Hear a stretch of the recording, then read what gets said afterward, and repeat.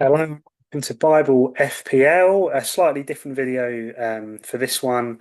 For a while, I've been thinking I'd love to do a video talking about how to handle FPL in a way that doesn't wreck your mental health, in a way that doesn't get you too stressed, in a way that you actually enjoy the game more than you feel pain and frustration. And I think for a lot of people, fantasy football is a game that they really enjoy and they want to enjoy more, but inevitably it often just causes them pain and frustration. And I've kind of been going for a bit of a journey of this over the last few seasons where I'm starting to learn, I think, how I can play this game in a way that is going to cause me less pain and more fun. Because at the end of the day, it's a game that we want to all enjoy, and we don't want to be playing a game that just ends up annoying us and causing us frustration. Um, so I'm going to give you some tips really as to how to do that. Maybe this season you've started off well. Maybe you've started off in a difficult place, and you're already feeling like mentally FPL's stressing me out, and I'm finding it difficult. So I want to talk you through sort of my journey a little bit and some tips and some kind of team specific examples to help you with this. So I guess the first thing probably for me is one of the things that annoys me the most, or that I can get most frustrated about, is when I make a transfer to take a player out who ends up doing really well, and the player I've bought in doesn't do very well. It's just annoying. It's like, why did I make that transfer? I'm now transfer down and I'm points down. And it's annoying, and it's even more annoying when you take a hit to take someone out that ends up, yeah, the person you took out actually did better than the one you brought in, or say they did just as well. And it's like, well, I've taken a hit for no reason. I mean, in that situation, you can view a transfer and a hit as a long-term thing. I don't always find that that easy because in the moment you've still got another week or so to wait to see if this actually ends up paying off. Um, so I often try and now limit my transfers to, I think if there's like a player who I'm taking out who I'm like, their fixture is utterly terrible, and the player I'm bringing in, their fixture is incredible, and their fixture runs may be really good. And it's just like it's an obvious transfer. I think I find that easier to justify and to come to terms with. I think if a player's obviously injured, you can't go wrong doing a transfer like that. I mean, in a minute, I'm going to talk a bit about set and forget type teams where you basically set up a team where you never sort of force yourself into making transfers that could leave you feeling pain. You basically set yourself up with a team in a way that's like, I'm really happy with these 11 players. So I'm going to stick with them until one of them gets injured, and that's when I'll use transfers. Or if there's double game weeks and stuff, I might have been able to save up some transfers to attack that. And you basically play a game where you minimise how many transfers you make in a way that causes you less pain because you're not making transfers that go wrong. So that's a sort of tip and a strategy that you could look at. In fact, while I'm on that, let's whip up a team. So, very interesting on YouTube recently, a chap called FPL Walsh has kind of concluded or come to the conclusion that he thinks five at the back could be a really powerful play this season. And I looked at his five at the back team, and I was like, that has zero benching headaches. It's just an 11 he's happy with every single week. And he can basically go into the week with the mindset of, I'm just going to enjoy whatever points these players get, and I'm just going to go into the next week with the same mindset. And it's just purely he's going to watch the games and watch the highlights and just be cheering on the players that he has. Those that get points, great, he can be thrilled with. Those that don't, it's a blank. But next week or the week after they're going to do well. It's not like I've taken someone out that's done really well, etc. I like the concept, and it's actually a really strong team. This five at the back idea. So I put together a very similar version to what Walsh put together. Basically, these defenders are all DEFCON monsters. So if they don't get a clean sheet, they're probably going to get points for DEFCON, so you can still be happy most weeks. Other weeks they'll get the clean sheet as well. They might get a goal or assist with their DEFCON, but it's like their baseline is pretty good every week. You've got Raya in goal who covers that Arsenal defence, who are going to probably keep the most clean sheets this season, so you can just happily play him every week, and you know you're going to get a bunch of clean sheets. And then you've got Haaland and Salah both covered. So you can happily have them. You've got captaincy covered every week because you're always going to be probably captaining either one of them. And then some weeks you might want to captain a Fernandez or a Gyökeres. You've got penalty takers covered across the board here. I think in Walsh's he had Paqueta who's on pens, but for the sake of budget, I don't think everyone will be able to afford that. So there's Dewsbury Hall in here. He's probably just going to play every week for Everton. He's on set pieces. He's going to tick over points. If you wanted to cause yourself least pain, then you maybe you're on a wild card this week, or you're thinking about wild carding, and you're just like, I just want to put together a set and forget type team. I think this team does the job because on the bench, if you look at it, you've got Dubravka there in case he's needed, who's playing every week, but you don't mind benching him every week because you don't really ever want to play a Burnley keeper. And it's the same with Josh King. He's getting minutes in the team for Fulham at the moment. Okay, if down the line he gets rotated, he's probably going to get minutes off the bench most weeks. So you've at least got a player at first bench or like, I don't mind benching them every week because they're not like a world beater kind of player, or at least at the moment. But if for some reason one of my players doesn't play, he'll probably come on for at least 1 point and get me something. And then the rest, these two players don't really play at all. So you've got a bench where it's like there's some coverage, but I'm never going to really feel bench pain, I don't think, because I'm just completely at peace to bench these guys. Okay, granted, some weeks they might do well, but it's like I was never going to start them anyway because I'm really happy with my 11. So that's a way that you can set up a team that limits your pain. And kind of linked to what I was talking about there with bench pain, I think that's for me, that's probably my number two in terms of pains that I feel in FPL is when I have bench pain, where I've benched a player that smashes it.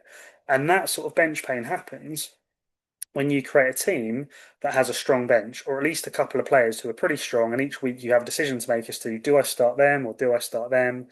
And obviously, if you've planned your team really well, you could have planned your structure in your team in a way where you're like, okay, in game week two, I play them, and in game week three, I play them based on the fixtures, and you're really happy with who you're benching each week. Now, that could take hours to plan, and also FPL is ever changing. So, like, it could be that your player you were planning to bench in game week five is on an amazing run and you now don't want to bench them, you're like, oh, I don't know who to bench. Or it could be someone, isn't starting who you're expecting to, and then you're like, okay, I don't know what to do now about this. Maybe that's where you could use a transfer. But the point is, the more stronger players you have in your team, the more bench pain there's probably going to be. And if you're someone that really struggles with bench pain, again, I just encourage you to maybe plump all of your funds into your 11. Maybe have one bench option for the keeper and the and the first bench. You're like, I'm happy if they come on, or I'm happy enough they come on, but I'm never going to feel like bothered if do you know what I mean? If they smash it because I was never going to play them anyway. And for my free hit this week, um, this is basically why I've put together this team that I put together, because the 11 I'm really happy with. Um, Salah captain is just always going to be the case. And then when it comes to the bench, I'm really happy. Anderson's just this perfect player this week in this team where it's like I'm at peace of not starting him, but equally I think he could do well at home to Leeds. So having him as first bench, I can live with. If he does well, it's like okay, great. I thought he could do well, and if he's needed, great. I've got someone to come on who could do well. But equally, like I'm really happy with this 11 without him being there, kind of thing. And then Voltemar the second is another one where it's like he's probably going to start on the bench this week. So it's not going to bother me if he does well because I was never going to play him anyway. And then a 4.0 in Rodon, I'm never going to play him anyway. But if worst case, I need my third bench on a free hit, he'll probably come on for a 1 or 2 pointer. And it's the same with Dubravka there, at first bench for Allison. So again, I've set up this free hit in a way where I really like my 11 and the bench isn't going to cause me pain. But it's also going to do a job if I need it, type thing. So again, I hope you can see the logic there as to why I've set up this team in the way I have done. And actually, this free hit team leads me on to another tip where, and I'm needing to get better at this, but I find particularly with something like a free hit or a wild card, the first draft I put together, if I end up changing that and going back on it for whatever reason, unless there's like an injury or something, it's like I have to make that change. It's not going to, go wrong if I make that change because the player's injured anyway. If I go against my first draft, I know come the game week, if the players that I had in my first draft do well and I've since come away from them and my second draft's done worse, it's going to annoy me so much because I'm like, why didn't I just stick to the plan like with the original draft I put together? And again, if you're someone who's like that and you know full well, like I'm going to remember who I had in my first draft, then I'd encourage you to either make your first draft later, sort of nearer to the deadline, before you have a chance to try and think about changing it too much, which I've probably made the mistake of on this free hit because I've got a draft I'm happy with. But as the game week's been going on, I'm like, oh, I think I need Haaland and I think I might need Reinders or I think I might need this player or Virgil or Verts or whoever. So it's like now I'm kind of like at a stage where I'm kind of committed to my draft, and I know if I veer away from it now and it goes wrong, it's gonna cause me a lot of pain. So I'm in a position where I'm thinking I need to just hold my own. I think this draft is still very strong. This first draft I put together. Okay, there's players in it who I think could do well this week, but there's always going to be players I guess that could do well. But at this point, I'm like, okay, to cause myself the least pain, I think I want to stick to the first draft I put together and it's this one, and I like it. And like I said, if there's press conference news that says like, "Oh, Alanga's going to be benched this week or he's injured or something like that," then of course I can make a transfer. I'm not going to feel pain because Elanga's not going to do well. But do you see what I mean? Like for some of you, it might be a case of, yeah, I know if I make a draft, I either need to stick with it or I need to put together a draft later on in the game week where it's like I've got the full information. I can now put a draft together that I'm happy with, and I'm going to leave it and enjoy the weekend with the team I've got without thinking, oh, what if I had him, or I thought about him, or I considered him, or whatever. Do you know what I mean? So that's another little tip for you in relation to sort of yeah limiting pain, I suppose. And it's something that me and my friend always talk about, sort of as another top tip is what are you going to regret more? Ask yourself the question, if you're in two minds about something, what am I going to regret more? And obviously go with the one that you're going to least regret. So, is a good example of this free hit team. Right now, I'm asking myself the question, what am I going to regret more? Right now, I'm considering like, oh, maybe I need Haaland. Maybe I need, some of those other players I mentioned, like Virgil, etc. Now, what am I going to regret more? If I change this draft completely, and I bring in a Virgil and I bring in a Haaland at the expense of maybe some of these Newcastle midfielders who I have a good feeling about and a couple of other players. And then yeah, all of my original players go off and Haaland only scores one goal and Virgil doesn't do anything. And like Gabriel ends up scoring from a corner who I took out to get in Virgil who does nothing. That's going to be brutally painful after I've been on this draft all week. Okay, on the flip side, some of the players I've considered bringing in, they do well. It's going to be a bit annoying. So I'm like, yeah, I thought they were going to do well, and they did. But it's not going to be anywhere near as painful and frustrating as if I rip up my draft I've been set on a week for a team that ends up doing worse. So that's a question I'd say always ask yourself, what's going to annoy me more? And obviously go with the one that bothers you the least. And I think hopefully, even just some of the tips I've thrown out here help you to see almost like if you know you're someone that struggles with fantasy football when it comes to mental health and getting bothered by things, plan your transfers and your team set up in a way that limits the amount of pain you could have. You're in control at the end of the day of this team. You're in control of the transfers. You're in control of the wild card. Okay, you're not in control of circumstances on the pitch and injuries, but you are in control of putting together a team you're happy with that limits bench pain and all of that stuff. And I'd say go into the mindset of I'm going to enjoy the points these players get, rather than it's going to be really annoy me when a player blanks. It's like they're going to blank from time to time, but try and enjoy the points they get because the game's meant to be fun. Like if, like, say, one week you only had two returns, try and just enjoy the two returns. Like, oh, at least it's better than nothing. Like that last minute goal from Trossard or something, like amazing. Like I'm going to enjoy that. Sometimes I treat myself to a bit of match today to save myself. I basically don't look at the scores all day because sometimes, like, if I'm checking the scores all day, it can get me annoyed, it can get me frustrated. Is this player going to score? Is this player going to do well? And then it can rob your time away from your family and stuff. Like sometimes I'll just put my phone away. I won't check the scores all day. I'll enjoy the time with the family, and I'll watch match of the day in the evening as a complete surprise. I won't know what the scores are, and I'll get to enjoy whatever returns might come, sort of live, so to speak, on match of the day.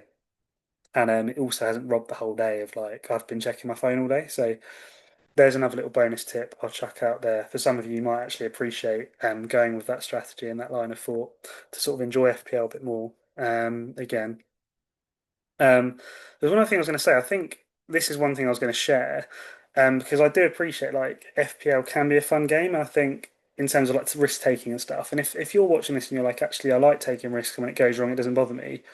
Like, fine, keep playing it your way. But I know there's a lot of you out there that will be like me, and you get bothered by things. And like this graphic's partly to show you a time last season when it went amazingly when I took a risk. And I get why the buzz is there. Like, so last season I brought in Rashford and Trossard for a -8, okay, on a double game week. Who brings in Rashford and Trossard for a -8 for Murphy and Semenyo?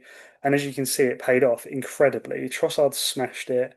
Rashford did well. They both did better than the players I had in originally, and I got 110 points. And it was just an incredible game week. It was a fun game week, and I really enjoyed it, and I got a lot of buzz from it. However, nine times out of ten, those hits would not have paid off. And again, it's just reminding yourself of like, okay, there's times where those risks are brilliant and they're fun, and it's like that's why I want to take those risks. And if you can be at peace with the fact that most of the time or half the time they won't go right, great. But if you're like me and okay, that was a bit of a one-off, and you remember all the other weeks where the hits went terribly and it annoyed you, play it to the way that's going to bother you the least because you want to enjoy this game more than you get frustrated by at the end of the day. I mean, one other strategy I'll chuck out there before I end this video is you could do a season where you just do a crazy Maverick hit season where it's like every week you don't even limit your hits. You're like, I'm going to take 5 hits this week to get out the most optimal team I can think of. and just try and get the most points I can. And maybe some weeks the hits pay off, and other weeks it doesn't. And because you're making that so many hits, you're like, I can't even barely remember who I took out and who I brought in. Because you're just trying to target like almost the best free hit team every week. And some of you might enjoy that as just a sort of a release of like trying to play this perfectly intricate game to just I'm just going to blow it and have fun. Um, so that's another strategy to chuck out there. I remember one of my biggest pain things I ever felt was when I had a wildcard draft, and it comes back to the stick to original draft thing because I had Palmer in my draft the whole week. Took him out near the deadline, so I realised there was a way I could play my team in a way that I thought was a bit better. Palmer scores four against Brighton. The guy I was going to have in my wildcard draft all week. It killed me. That day, it completely killed me. I was just like so annoyed and frustrated and down and almost depressed, to be honest, because I was like, what have I done? Um, Again, yeah, just do things and make your team in a way that avoids some of that pain as much as you can because you want to enjoy it more than you don't. And this is the final thing I want to say, and this is where the Bible FPL stuff also comes in relation to Christian faith and stuff. Where do you know what? With the Palm one in the end, I had to just be like, FPL is just a game. There is bigger meaning to life than FPL. There's Bible passages that talk about how actually a lot of things in life are a bit meaningless, compared to the important things in life and God and purpose in life for Him and stuff. And actually, it was things like that have helped me to come at times. Honestly, my faith's been key with FPL to enjoying it as much as I can, learning how to play it in a way that bothers me less. But also, when things do go wrong in the game, it's like remembering it is just a game.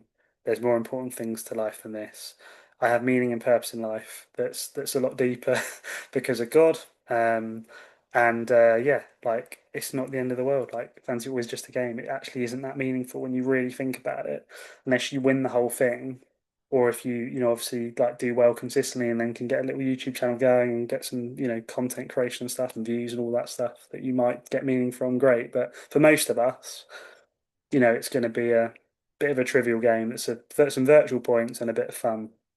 And yeah, sometimes trying to remember to hold it loosely and remember the bigger picture of, this game's not that deep, can help you. And for me, the Christian faith helps me to do that even more so than I would without it. And yeah, maybe for some of you, you could take comfort in that as well. So yeah, I'd love you to comment if you have any questions or if there's any sort of things you struggle with FPL. I'd love to get back to you with some advice around how to maybe manage that and how you can help yourself. With it, do like and subscribe if this has been helpful, and if you want to tune into more content down the line where I talk often. I do a completely different series with the Bible FIFA content, but I'm always talking about like meaning in life and bringing some deeper meaning to some of these videos in relation to Christian faith and the Bible, and hopefully, yeah, sometimes taking the emphasis off just how in depth we can get with FPL to a point that stresses us and bothers us and yeah ruins our lives, which is the last thing we want. So yeah, I hope this video's been helpful. Thanks so much for tuning in. And yeah, I guess hope you're enjoying the break from FPL, the international break, and my next video will most likely be a reflection on how the game week's gone and how this free hit team's gone, which hopefully you can see I've stuck with come the deadline and come my reflections next week. You're either going to hear me being probably really frustrated that I went back on what I've just advised you to do, or hopefully this video reminds me to have more motivation to follow through on sticking with the free up it together, providing there's no injuries and stuff. And yeah, we'll review with you guys how it's done, how the Bible team's done, bring a little bit of a short talk about the Christian faith as part of the next video. And yeah, hopefully some more encouragement for you guys along with the FPL content. So yeah, I'll leave it there for now before the video is crazy long. But thanks for watching. Hope it's been helpful. And I'll catch you on the next one.